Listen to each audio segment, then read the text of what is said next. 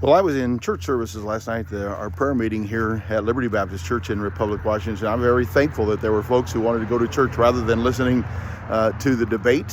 So I didn't actually get to hear the debate live, and afterwards mostly got to hear pundits and political commentaries tell their side of the story.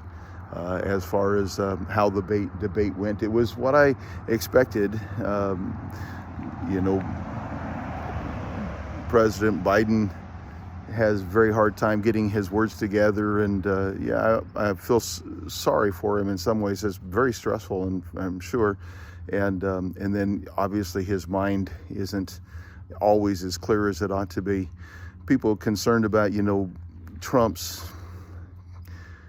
character, morality, and those sorts of things. I don't believe the United States of America was built on people of wonderful, wonderful character. I think we make a mistake sometimes. We think that America's got a godly heritage, and it has a religious heritage without question, no doubt about that. But remember our early fathers shot and killed one another. Talking about Aaron Burr and Hamilton.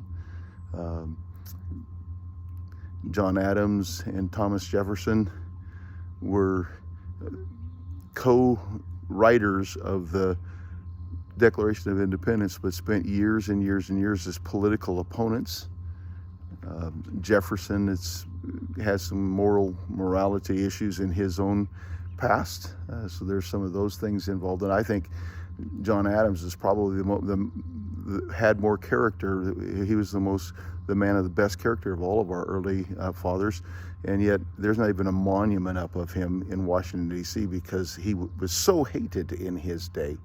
And so I'm not positive we ought to be looking for a man whose character is what we would consider to be godly. We need a man whose position and ability to lead is strong, and he can lead in a direction that is both politically and morally and economically sound. In issues of abortion, Trump definitely is on the right side of that thing. On issues of the border, Trump's definitely on the right side of that. To me, it's not an issue of well, we don't want to vote for it. It's a shame to have a man like Donald Trump because of his moral character. I don't think his moral character is any worse than anyone else's has ever been, and I think he has seen the error of some of it and turned from some of it. I think he follows some really good leadership and some good advice in his background. I believe he's a man who can be helpful to our country again.